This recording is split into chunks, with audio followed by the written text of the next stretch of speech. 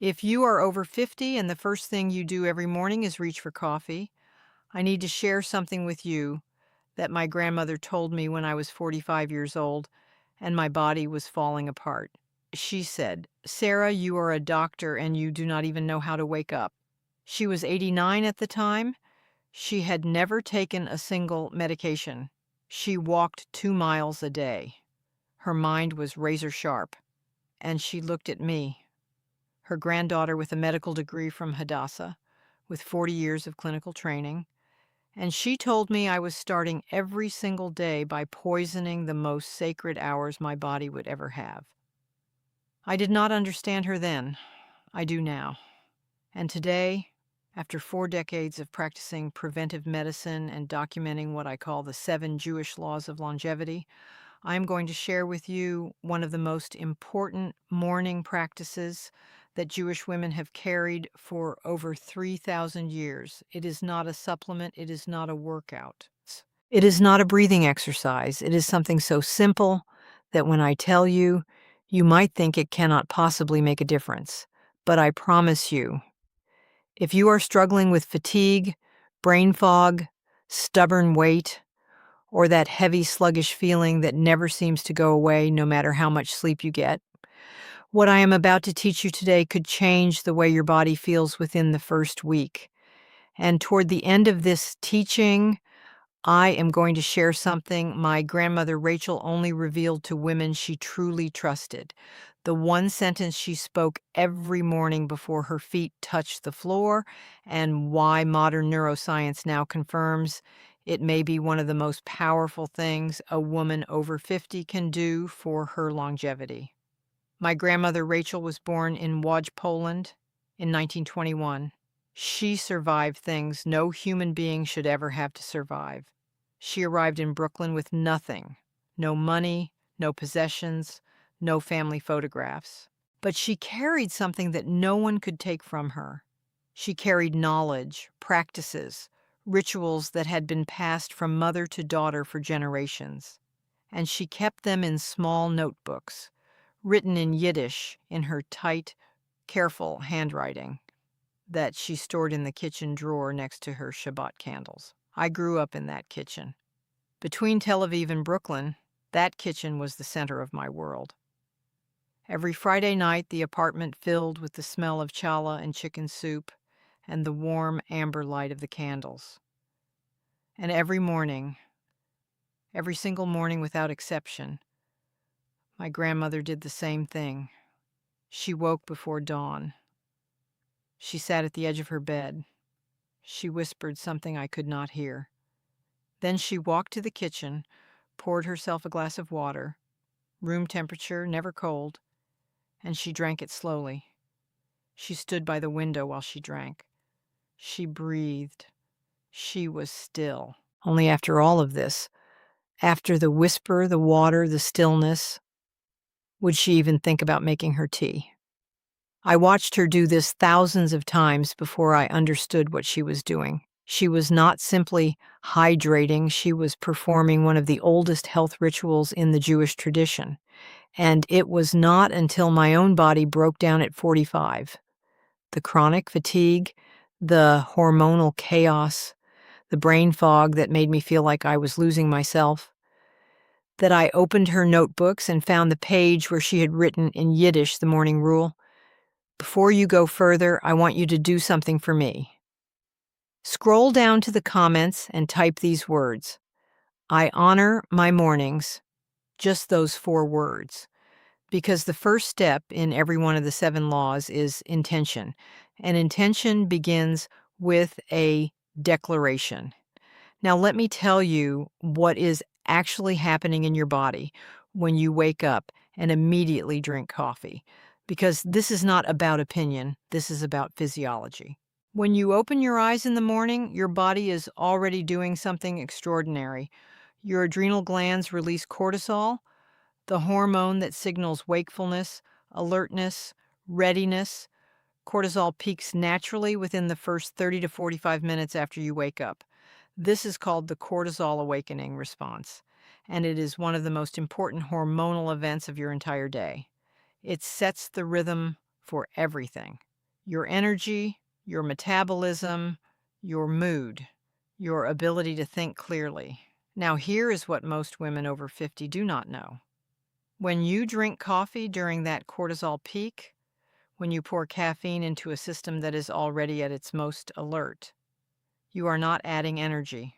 You are disrupting a process. Research reviewed at a joint congress of the European Society for Pediatric Endocrinology and the European Society of Endocrinology, examining over 2,500 subjects, found that coffee produced the strongest cortisol increase of any caffeinated beverage, elevating levels significantly above baseline. And while habitual coffee drinkers develop some tolerance to this effect, the disruption does not disappear entirely.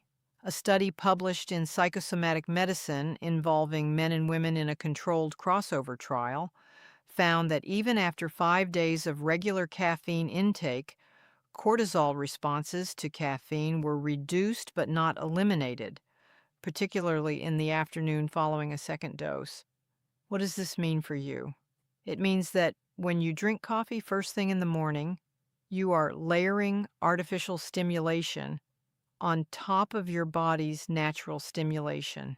You are essentially telling your adrenal system, a system that after 50 is already under significant strain, to work harder than it needs to. And over time, this compounds.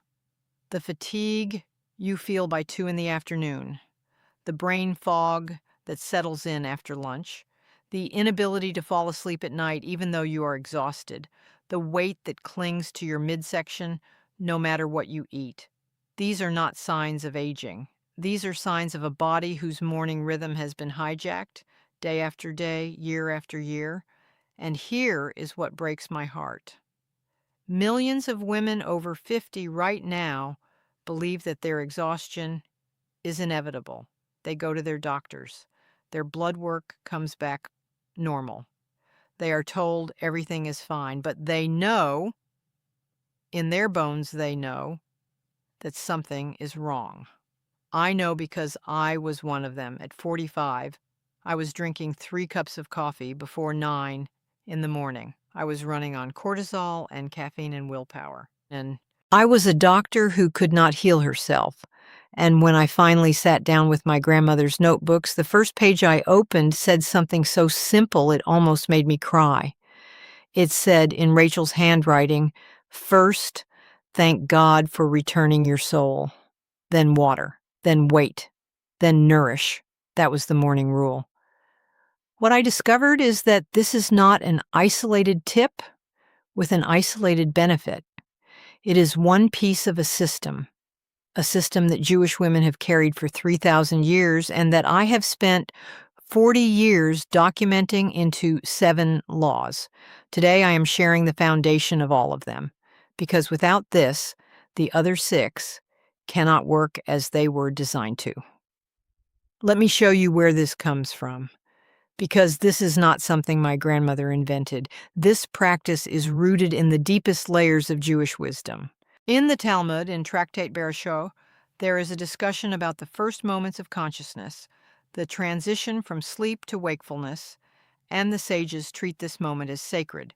Not productive, not efficient, sacred. The very first prayer a Jewish person is taught to say upon waking is the Modeh Ani, a prayer of gratitude. It takes about 3 seconds. It is spoken before the eyes are fully open, before the feet touch the floor. And its meaning is staggering in its simplicity. It says, "I give thanks before you, living and eternal King, for you have returned my soul to me with compassion.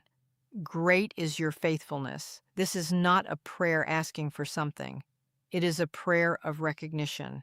You are alive. Your soul has been returned to you. The day is a gift. And Maimonides, Rabbi Moshe ben Maimon, the great physician and philosopher who served as personal doctor to the Sultan Saladin in the 12th century, wrote in his Mishneh Torah, in the Laws of Human Dispositions, that a person should never eat or drink immediately upon waking. He recommended that the body first be given time to warm, to move gently, to prepare itself. He wrote that overindulgence in food or drink especially when the body is not yet ready to receive it, is like a poison. Maimonides was writing in 1178. He was describing in his own language exactly what modern endocrinology now calls the cortisol awakening response. He understood that the body has a natural rhythm in the morning and that disrupting it with stimulants or heavy food creates a cascade of dysfunction.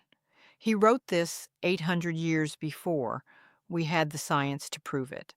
Today I am sharing one of the 7 Jewish laws of longevity. It touches on 2 of the laws, the law of purification and the law of joy. And once you understand it, you will see your mornings and your body differently. Here is the practice, and I want you to listen carefully because this is not about giving up coffee. I drink coffee. I love coffee. This is about what you do before coffee. This is about the first 20 minutes of your day and how reclaiming them can reshape your hormonal health, your energy, and your clarity of mind. The first element is the gratitude declaration. My grandmother called it the whisper. Every morning before her feet touched the ground, she would say the Mode Ani. Now, you do not need to be Jewish to do this. You do not need to say it in Hebrew. What matters is the act, the conscious, deliberate decision to begin your day not with urgency, not with your phone, not with the news, not with the to-do list, but with recognition. You are alive. This is not a small thing. Here is why this matters scientifically. A landmark study published in 2024 in JAMA Psychiatry, using data from the Nurses' Health Study, one of the largest and longest-running health studies ever conducted, analyzed nearly 50,000 women. The researchers at Harvard found that women who scored highest in gratitude had a 9% lower risk of dying from any cause over the following 4 years, compared to those who scored lowest, 9%, from gratitude. And this effect held even after controlling for physical health, economic circumstances, and other aspects of mental well-being. The researchers noted that this was the first empirical evidence linking grateful affect to increased longevity. My grandmother did not know about JAMA Psychiatry. She did not know about the Nurses' Health Study. But she knew what 3,000 years of Jewish women had known before her, that the first thought of your day sets the chemistry of your entire body. In Proverbs 17:22, King Solomon wrote, "A cheerful heart is good medicine, but a crushed spirit dries up the bones. That is not poetry, that is physiology." The second element is water, room temperature, before anything else enters your body. My grandmother drank a full glass of water every morning before her tea. She stood by the window. She drank slowly. She never rushed it. Here is what is happening in your body.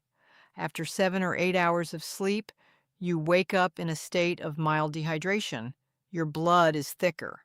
Your metabolism is sluggish. Your digestive system is still in rest mode. When you pour coffee into this environment, an acidic, caffeinated stimulant, on an empty, dehydrated stomach, you are asking your body to sprint before it has stretched. Water does something beautifully simple. It rehydrates the blood, which improves circulation. It gently activates the digestive system. It signals to the kidneys that it is time to begin processing. It supports the natural cortisol rhythm rather than overriding it, and it prepares the stomach lining for whatever comes next, including your coffee. In the Jewish tradition, morning water is not just hydration. It connects to the concept of mikveh, the ritual immersion in living water that represents purification, renewal, and a fresh beginning. The mikveh is about transition from one state to another, and every morning is a transition from sleep to wakefulness, from unconsciousness to presence, from yesterday to today. When you drink water first, you are performing a small act of internal purification. You are honoring the transition. You are telling your body, I respect you enough to prepare you before I push you. The third element is the wait. My grandmother never rushed from bed to kitchen to task. There was always a pause, 5 minutes, 10 minutes. Sometimes she simply stood by the window and watched the street below while she sipped her water. Maimonides wrote about this in his Regimen of Health, composed in 1198 for the Sultan, where he emphasized that physical well-being depends on psychological calm, and that the first moments of the day must include stillness and gentle preparation. He was describing what we now call the parasympathetic activation window, the brief period after waking when your nervous system transitions from the restorative state of sleep to the active state of daytime function. When you skip this window, when you go straight from alarm to phone to coffee to stress, you slam your nervous system into fight or flight before it has completed its natural transition. And for women over 50, whose nervous systems are already under hormonal strain from perimenopause or postmenopause, this daily assault on the parasympathetic window has cumulative consequences. The fatigue, the anxiety, the weight, the sleep disruption. It all traces back to how you begin. But there is a second part to this practice that my grandmother always taught alongside it. Without it, what I have shared today is only half as effective. It connects to another of the 7 laws, and it involves what you do with your hands in the first 60 seconds of waking. I will share that in a coming teaching. I want to be honest with you about something. I did not always practice this, even after I found my grandmother's notebooks. Even after I experienced the transformation in my own body, there were years when I let it slip.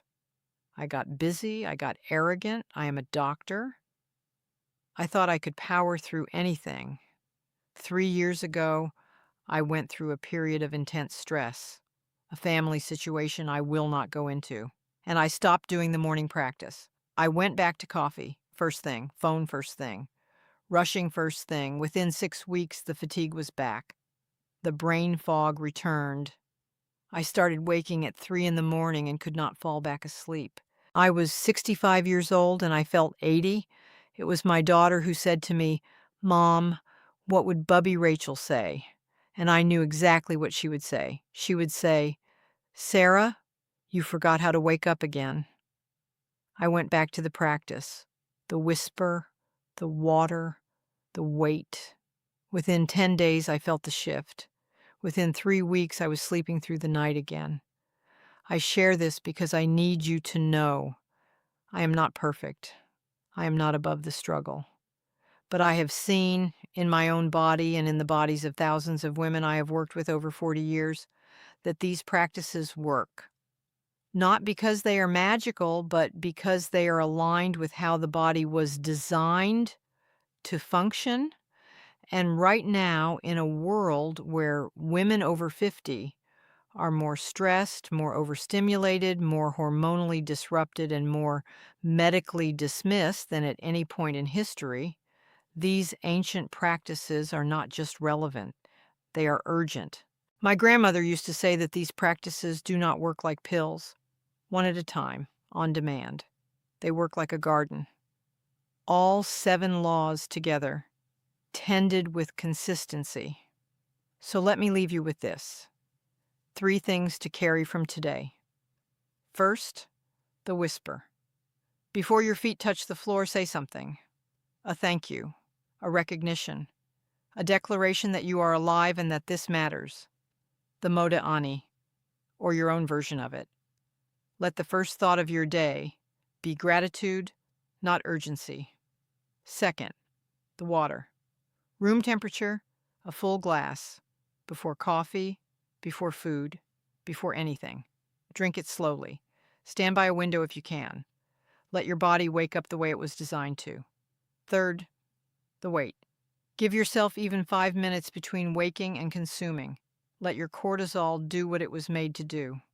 Let your nervous system complete its transition. Do not rob your body of its most sacred window. In our tradition, the body is not yours to neglect. It is a gift given to you in trust, Tselem Elohim, made in the image of the divine. To care for it is not vanity. It is not self-indulgence. It is a sacred act. Shemirat Haguf, the guarding of the body, is a religious obligation in Judaism. Not optional, not suggested, required, because this body carries your neshama, your soul, and a soul deserves a vessel that has been honored. In my next teaching, I will share another of the 7 laws, one that connects directly to what we discussed today. It involves a practice that most women over 50 have been doing exactly backwards without realizing it. And correcting it can change how your body processes food, regulates hormones, and stores energy. You will not want to miss it. If this teaching resonated with you, please subscribe and turn on notifications so you do not miss the next one. Share this with a woman in your life who deserves to know this. A sister, a friend, a mother. And leave a comment below. Tell me, what is the first thing you do when you wake up in the morning? I read every single comment. This knowledge is ancient. It is sacred, and it is yours. Until next time, l'chaim, to life.